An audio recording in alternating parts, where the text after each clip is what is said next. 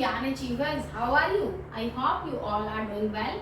तो कुछ स्टूडेंट्स का कल मेरे पास मैसेज आया कि मैम सीईटी के एग्ज़ाम की डेट्स आ चुकी हैं, वो जून में हैं और आप प्लीज़ हमें कुछ टॉपिक्स जो टफ है वो करवा दीजिए।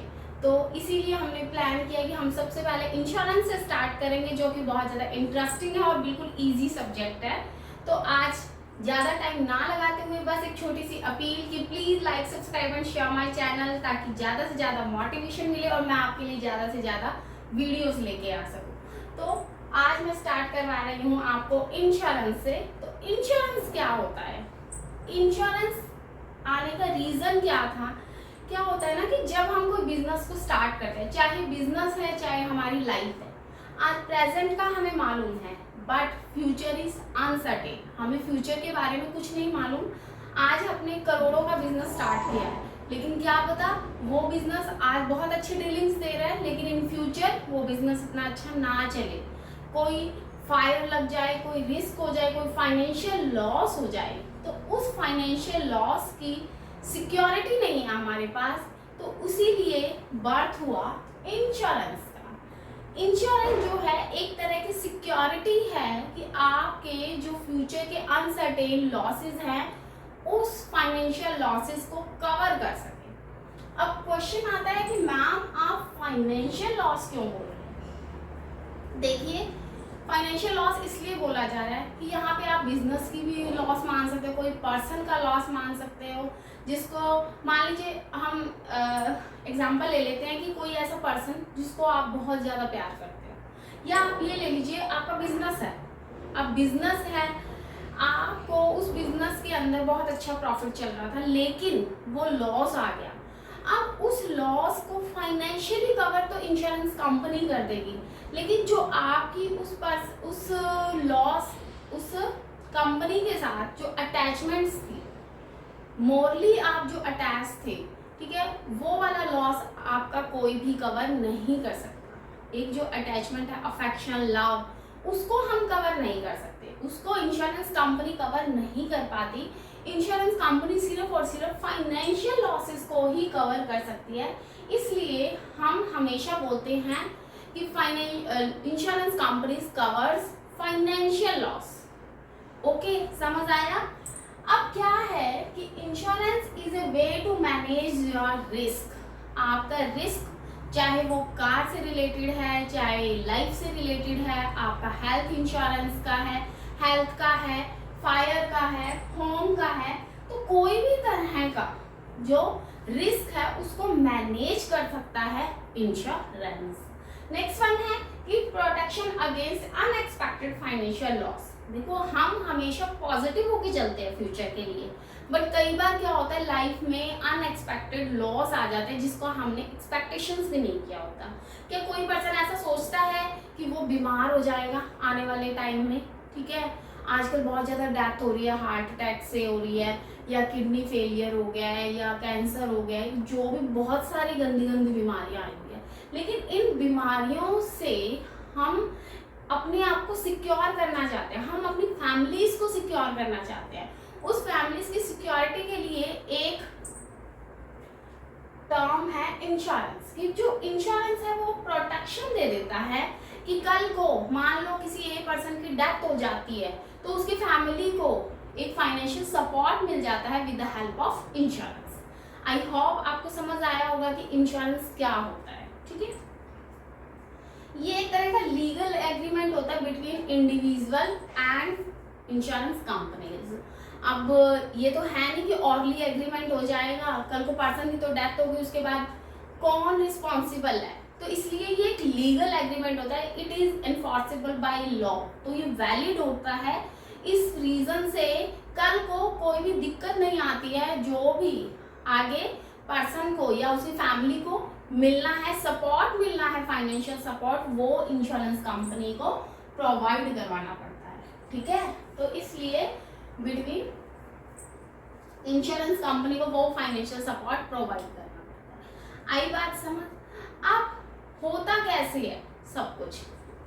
ये इंश्योरेंस कंपनी है, इंश्योरेंस कंपनी और मान लीजिए हम एक बार, वैसे तो ये यहाँ पे लिखा है बिटवीन इंडिविजुअल, इस इंडिविजुअल के अंदर हम कंपनी भी ले सकते हैं, एक सिंगल पर्सन को भी ले सकते हैं, आप फैमिली को भी ले सकते हो, कोई एसोसिएशन है, कोई फर्म है, तो ये सारे के सारे इसमें इंक्लूडेड होते हैं। ठीक है, इंश्योरेंस कंपनी है वो किसी पर्सन का इंश्योरेंस करती है, मान लीजिए तो उस पर्सन का इंश्योरेंस करती है, तो इंश्योरेंस पर्सन, जो पर्सन इंश्योरेंस करवा रहा है, उसको एक प्रीमियम अमाउंट पे करनी पड़ती है।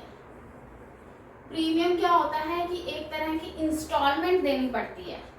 ओके, चाहे वो मंथली भी हो सकती है, 6 मंथ की हो सकती है, एनुअल हो सकती है, अकॉर्डिंग टू आपकी जो पॉलिसी आपने ली है। ठीक है, तो पॉलिसी होल्डर, जिस पर्सन ने इंश्योरेंस करवाया है वो पॉलिसी होल्डर है, उस पॉलिसी होल्डर ने प्रीमियम पे करना होता है, और उस प्रीमियम के बदले में insurance company after the maturity of time period या before the maturity of time period, मान लीजिए लाइफ इंश्योरेंस करवाया था, टाइम पीरियड था 20 ईयर्स का, अगर 20 ईयर्स के बाद वो पर्सन है अभी भी, तो उसको क्या मिल जाएगा, वो पूरी की पूरी लमसम अमाउंट मिल जाएगी।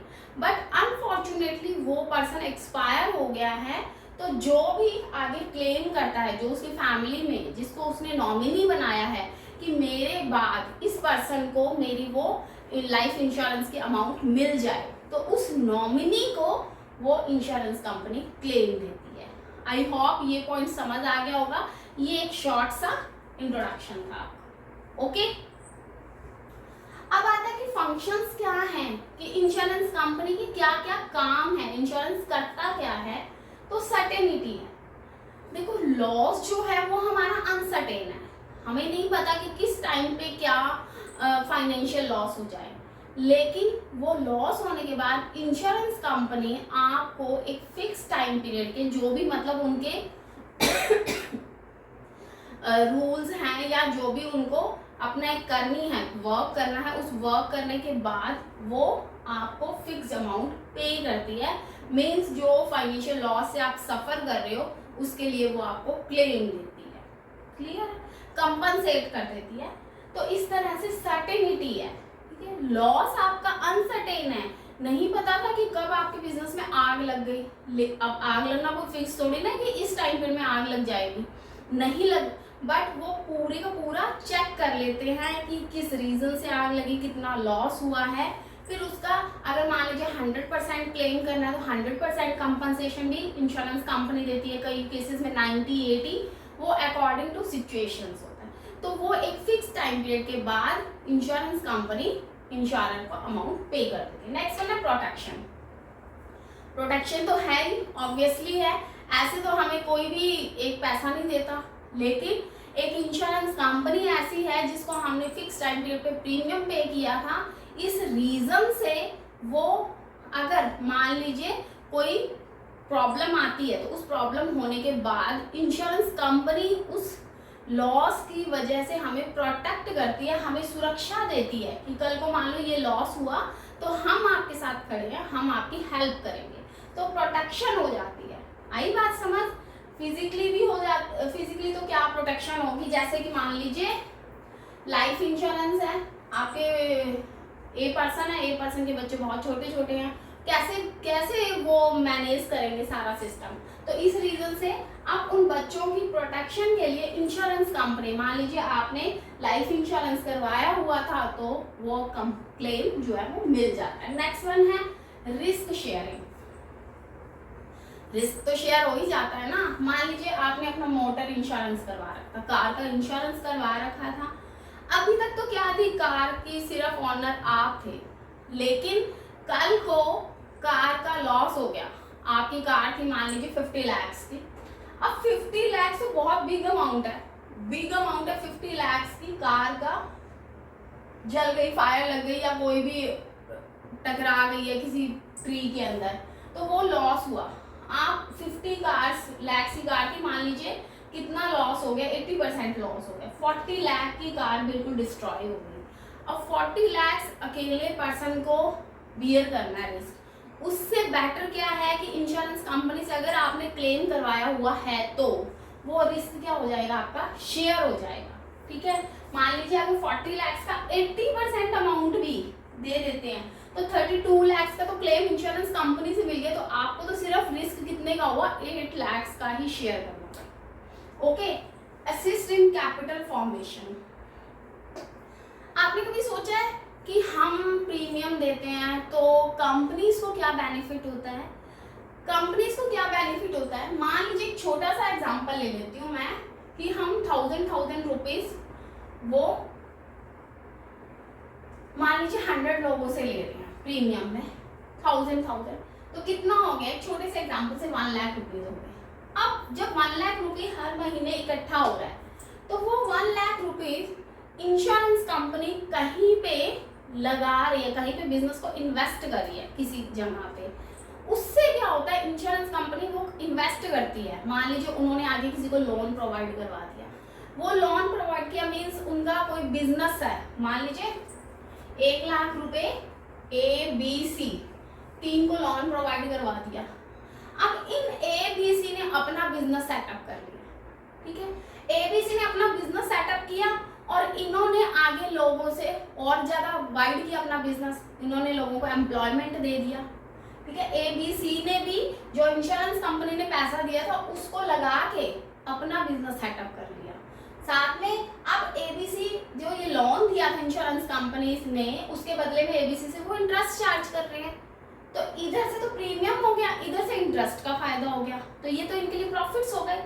लेकिन ABC भी आगे लोगों को एम्प्लॉयमेंट दे रहे हैं, आगे और बिजनेस सेटअप कर रहे हैं, गवर्नमेंट को टैक्सेस पे कर रहे हैं, तो इससे क्या हो रहा है, एक कंट्री की डेवलपमेंट हो रही है, कैपिटल फॉर्मेशन हो रहा है। ठीक है, तो इंश्योरेंस भी कैपिटल फॉर्मेशन में हेल्प करता है। ओके, नेक्स्ट वन है प्रिवेंशन ऑफ लॉसेस। अब इंश्योरेंस कंपनीज क्या है, सेटअप लगाते हैं छोटे छोटे कहीं पे, जैसे हम बोलते हैं ना कि एक गए हैं कंपनी के पास, फायर इंश्योरेंस, फायर ब्रिगेड के पास उन्होंने एक लगाते क्लासेस लगाते हैं एक तरह की कि ऐसा लॉस हो जाए तो आपने ऐसे इस तरह से कवर करना है, कैसे मोटर चलानी चाहिए, कैसे कार चलानी चाहिए, आपको अपनी लाइफ को सिक्योर करना चाहिए, जैसे कहते हैं कि गुटखा वगैरह मत खाओ। तो ये एक तरह की एडवर्टीजमेंट्स करते हैं कि आप अपनी लाइफ के प्रति पूरे के पूरे सजग रहो। ठीक है, आप अपनी लाइफ के प्रति पूरे अवेयर रहो। ठीक है, पान गुटखा वगैरह मत खाओ। तो ये क्यों कर रहे हैं, वो आपकी लाइफ को सिक्योर करने के लिए हेल्प कर रहे हैं। तो इस रीजन से ये लॉस को रोकते भी हैं, इंश्योरेंस कंपनीज लॉस को रोकती भी है। फायर ब्रिगेड के पास जाके कि आपको जैसे ही कॉल आती है आप फटाफट बहुत जल्दी से जल्दी वहाँ पे पहुँचो, ताकि जो पर्सन है उसका कम से कम लॉस हो। ठीक है, जल्दी से जल्दी अगर उसको वाटर फैसिलिटी मिल जाती है तो जो जहाँ पे भी फायर लगी है उसका कम लॉस हो पाएगा। तो ये जो है वो लॉसेस को प्रिवेंट करने का भी काम करते हैं। आई बात समझ?